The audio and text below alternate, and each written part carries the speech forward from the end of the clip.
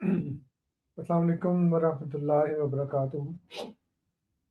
آج کی یہ ویڈیو ان لوگوں کے لیے ہے جو شریف الطبع لوگ ہیں، انسانیت کی ہمدردی رکھتے ہیں، امن کو چاہتے ہیں، اور وہ یہ پسند کرتے ہیں کہ مختلف مذہبی فرقوں میں جو اختلافات ہیں ان کو بات چیت کے ذریعے، افواہ و تفہیم کے ذریعے حل کیا جائے۔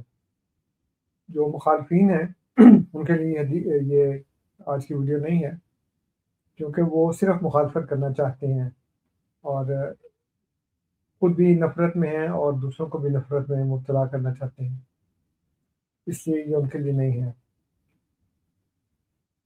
حضرت مسیح موعود علیہ السلام کی تحریروں پر لوگ مخالفین خاص طور پر بہت سے اعتراضات کرتے ہیں، لیکن جیسے میں نے کہا کہ وہ لوگ جو شریف النفس ہیں، امن پسند ہیں، محبت کے داعی ہیں، وہی چاہتے ہیں کہ ہمیں کچھ اصولی باتیں معلوم ہوں جن کی بنا پر ہم کسی بات کو سمجھ سکیں، پرکھ سکیں۔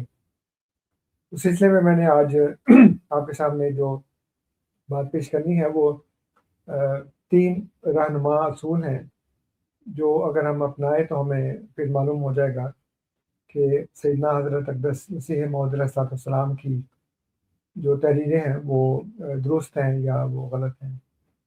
تو سب سے پہلا جو معیار ہے، جو اصول ہے، وہ یہ ہے کہ بطور مسلمان ہمیں اس بات کی طرف توجہ کرنی چاہیے، اس بات کو دیکھنا چاہیے کہ حضور کی کوئی بات قرآن اور حدیث کے مطابق ہے یا اس کے خلاف ہے، کیونکہ اللہ تعالیٰ نے ہمیں قرآن کریم میں اور نبی اکرم صلی اللہ علیہ وسلم نے ہمیں احادیث میں بھی یہی تعلیم دی ہے کہ ہر بات کی جو درستگی ہے، اس کو پرکھنے کا جو معیار ہے وہ قرآن ہونا چاہیے۔ تو قرآن پر آپ دیکھیں کہ قرآن کے مطابق ہے یا نہیں، سب سے بڑی بات یہ ہے۔ دوسری بات یہ ہے کہ جب ہم حضرت مسیح علیہ السلام کی وہ تحریریں جن پر اعتراض کیا جاتا ہے ویسی ہی تحریریں اگر ہم بزرگان امت کی تحریروں سے دکھاتے ہیں کہ انہوں نے بھی ایسی بات کی ہے، تو مخالفین کہتے ہیں کہ ان کا نبوت کا دعویٰ نہیں تھا، مرزا صاحب علیہ السلام کا دعویٰ نبوت کا ہے۔ لیکن سوال یہ ہے کہ آپ کا اعتراض قول پر ہے کہ قائل پر؟ اور بہت سے لوگ نہیں جانتے ہوں گے قائل کا مطلب ہے کہنے والا۔ کالا اس نے کہا، قول وہ بات جو کہی گئی، اور قائل جس نے وہ بات کہی۔ تو آپ کا اعتراض قول پر ہے کہ قائل پر ہے؟ آپ کے نزدیک وہ بات غلط ہے یا کہنے والا غلط ہے؟ کیونکہ یہ نہیں دیکھا جاتا کہ کون کہہ رہا ہے، یہ دیکھا جاتا ہے کہ کیا کہہ رہا ہے۔ تو اگر حضرت مسیح موعود علیہ السلام ایک بات کریں اور آپ کو اس پر اعتراض ہو، اور وہی باتیں آپ کے بزرگان امت کی کتب سے تحریرات سے دکھا دی جائیں، تو پھر آپ یہ نہیں کہہ سکتے کہ جی ان کا دعویٰ نبوت کا نہیں ہے، کیونکہ آپ قائل پر گفتگو نہیں کر رہے، آپ قول پر گفتگو کر رہے ہیں۔ تو آپ کو یہ بتانا ہے کہ اسٹیٹمنٹ غلط ہے کہ صحیح ہے، قول درست ہے یا غلط ہے، یہ دیکھنا ہے۔ یہ نہیں دیکھنا کہ کہنے والا مدعی نبوت ہے یا کہنے والا ایک عام آدمی ہے یا کوئی بزرگ ہے، یہ صوفی ہے یا مفسر ہے، مجدد ہے، کون ہے۔ اصل بات یہ ہے کہ جو بات کہی جا رہی ہے وہ درست ہے کہ نہیں، اور اس کی درستگی کا جیسے میں نے بتایا پہلا معیار کیا ہے؟ اللہ تعالیٰ کی کتاب اور نبی اکرم صلی اللہ علیہ وآلہ وسلم کی احادیث۔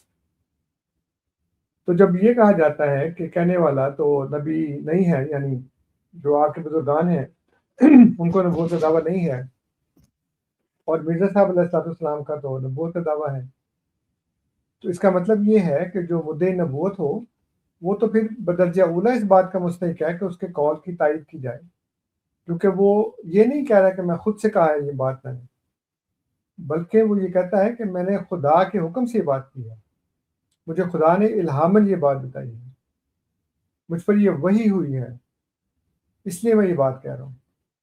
جیسے کہ اللہ تعالیٰ فرماتا ہے قرآن کریم میں کہ لا یسبقونہ بالقول وہم بامرہ یعملون، کہ وہ اللہ تعالیٰ کے قول سے سبقت نہیں کرتے۔